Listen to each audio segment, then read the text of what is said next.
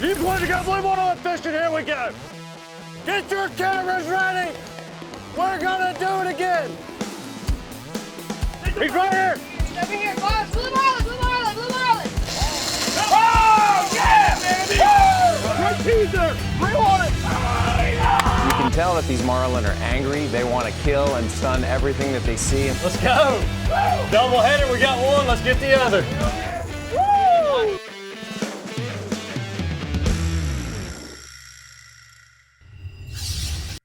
KDC Sawyer with Sport Fishing Championship, sitting here with Jaselyn and Toby Berthelot from Team Rising Suns. You guys are about to fish a tournament. It's game day behind you. What's the feeling like, and what are you going into? You know, feeling is just kind of on top of the world, but we kind of have our game face on. We want to make sure that we're focused, we're getting everything done, and yeah, just making sure we got everything ready, all of our ducks in a row, and ready to go conquer the world out there. Now, Jaselyn, this isn't y'all's first tournament of the season. No, very far from it. Can you tell me a little bit about what your season's been like, how many events you fished, and what that's looked like for your schedule overall? Yeah, we've had a pretty packed schedule this year, but honestly, it's been nice to be out there like every weekend, you know, staying consistent and really kind of essentially you're pre-fishing for the next tournament if you're fishing every tournament every weekend. So you really know where the fish are. And yeah, you can just stay on top of it, be super focused through the whole summer. That's a great answer. Toby, now what has this season been like compared to last season? What are the key differences that we've been seeing from Rising Sun? We've been seeing some really good success stories from you guys, and I just want to key into what the differences have been for you. You know, I think the big difference is last year we kind of we did some major upgrades to our boat. You know, all the way repowered the boat with some new man engines. We installed a sonar, gyro, etc. So we didn't get our boat back until mid-season last year. So, you know, it's almost like getting a new boat, even though it's an old boat, but new to us with all the new technology. So, you know, you spend several months trying to get those things worked out in the kinks and know how to use the new technology that you have. And we kind of stumbled a few times last year and then kind of get all of our ducks in a row. And then, you know, this year we started off having our own boat, getting a few trips under us before we started the tournament season, and having a consistent crew, consistent makeup. And we've been fishing a lot, kind of like Jaselyn said. You know, we were off last weekend, but that was the only weekend since the beginning of May. So we fished like 12 tournaments in a row. So pretty crazy. Come on. Yeah, crazy. That's awesome. And it's shown up for you guys. Jaselyn, I've seen you've got some big fish this summer. Do you want to tell me about your highlight moments over the course of the last tournament season? You know, we started the season off on a good foot, catching 4 sailfish in the catch. And honestly, I don't think I've ever caught more than 1 or 2 sailfish in a trip. So that started off the year as a good time. And then fast forward to we fished a tournament in Pensacola. The Pensacola International Billfish Tournament, and I was able to catch a 150.8 pound tuna, which was my personal best at the time. And then I also was able to boat a blue marlin that was 512 pounds. Super great tournament for the team. You know, it was very rewarding to them. Both of our mates, that was their first killfish that they've had on deck. So it was amazing to get to experience that with our team. And then in Bay Point, I was able to catch a 181-pound yellowfin tuna. What a slob.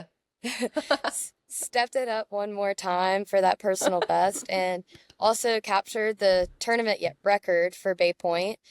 And then 2 weeks later after that, we caught a 197.8-pound tuna to take on first place in the Blue Marlin Grand Championship. Didn't that tuna beat the other tuna by 0.2 of a pound? 0.2 of a pound.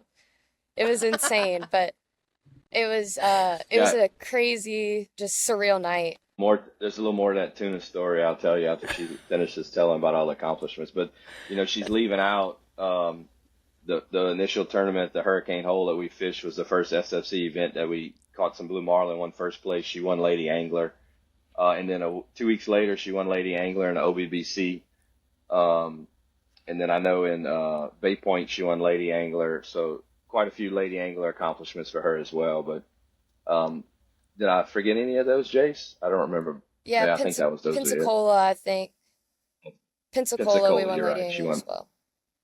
Laying as well. But the tuna kind of the one at the wharf she was saying at the Blue Marlin Grand Championship. There was some kind of irony there. In 2013, before Jaselyn started fishing, we were fishing in that tournament, which was the second year they had the tournament, and we caught a fish that we knew was big, but we didn't know how big. And at that time, the Alabama state record was 756 pounds. Been in place for 24 years.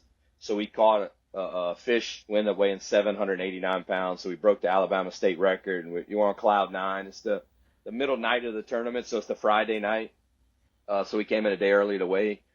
And then about 90 minutes later, a boat reel fire, captained by Mike Roberto, comes in, and they beat our state record the same night within like about 90 minutes. So we went from having a state record for 24 years, and then we lose at the last minute. We get second place in the tournament. But that was our first year of tournament fishing, so we still were very happy and excited. Well, this year, the tuna that we beat weighed in about 90 minutes before us, and it was a new tournament record, and it weighed 197.6 pounds.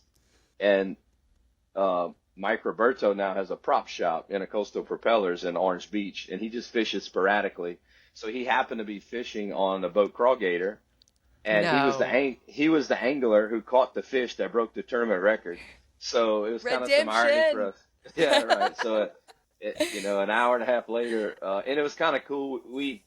We thought our fish was 5 or 6 pounds heavier than his. We didn't think it was that close.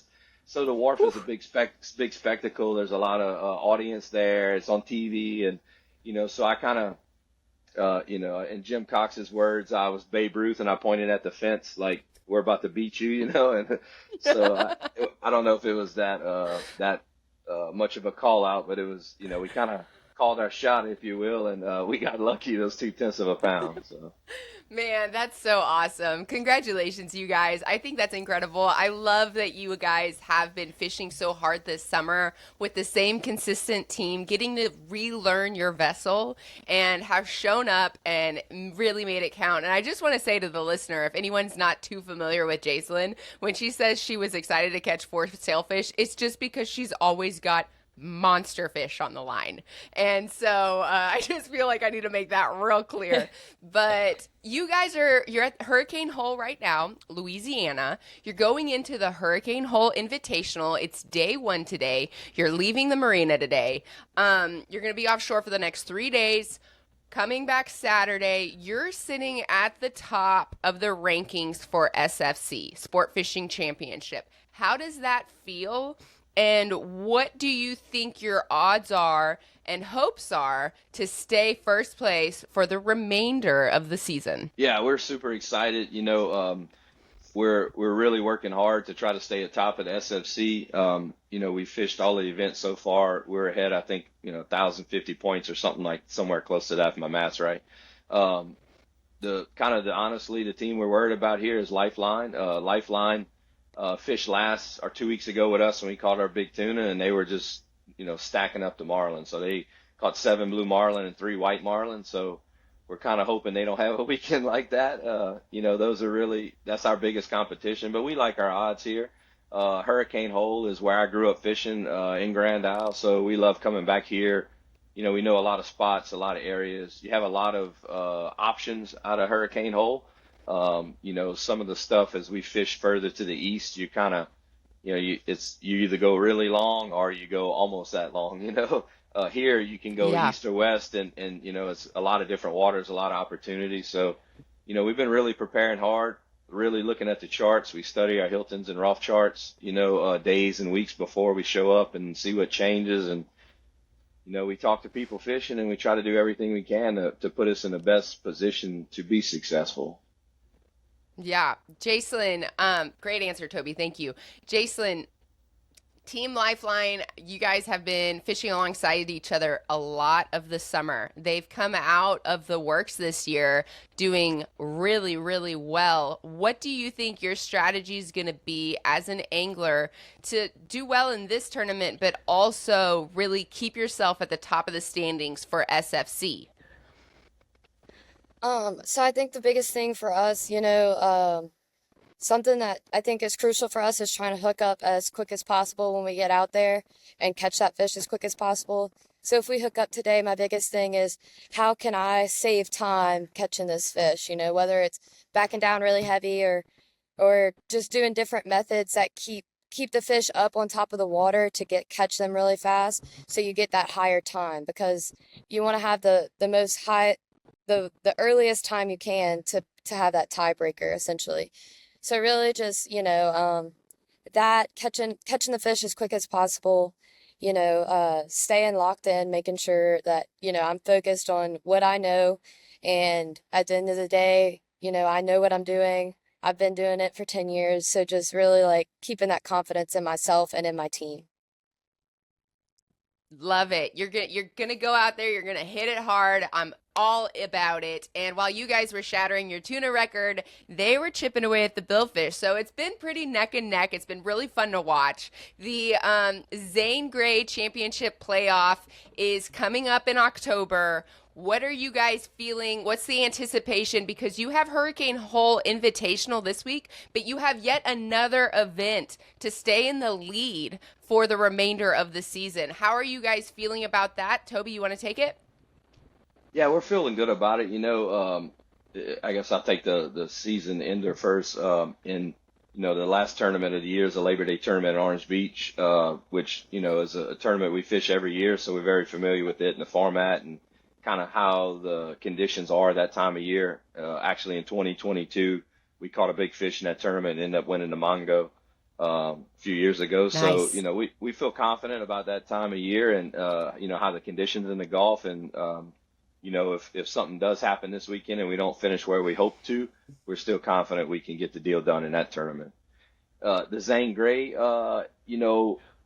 I've fished in Cabo a bunch of times. I actually got married in Cabo last year, so we love Cabo. We love the scenery. We love the environment, everything about it. But we have never fished competitively in Cabo, so we're doing our homework, trying to partner with the right people over there to get the deal done. And, we're actually looking at going early, possibly fishing some additional tournaments and some pre-fishing days, since it is a new environment for us and we'll be kind of with some new players. So we want to make sure we do our homework and we put in the work, in those playoffs to give us the best chance of coming out on top, not only in the golf, but in everything for the Sport Fishing Championship this year. Yeah, great. Good job. That's amazing. So what I'm hearing is that you have the home court advantage this weekend. Then you have a tournament that you're very familiar with, so you're feeling confident, you're feeling good, and then you're preparing already to be pre-fishing for the championship playoff just in case you get out there so that you're ready to take the overall win. Is that what, Jaselyn, is that what I'm hearing? That's what you're hearing. What do you think your odds are on going into Cabo? What do you think? How are you feeling about the potential to compete out there for the first ever championship playoff? And what are your thoughts on that, Jaselyn? I'm super excited for this format. I think, it's a very different way to compete, but I'm excited to see how it all works. And I'm excited to, be firsthand experiencing it. So super excited about that. And, I'm excited that our team is going down there. We're going to work with a really great team when we're down there. So, everything is just all lining up for us to do our best. We're preparing. We've been talking about Cabo and the potentials of it since May, since we started fishing the season. So we've been super, making sure we're preparing for it the right ways and pulling out all our tricks out the hat. Well, I'm really excited for you guys. I'm excited to see the rest of your tournament season. We got 2 more events of the SFC before the playoffs to go, so we'll be following along real tight. Good luck out there, and thank you so much for sitting with me. I don't like to say it, but today I'm going to say it. Tight lines. Thank you. Thank you. As long as you know.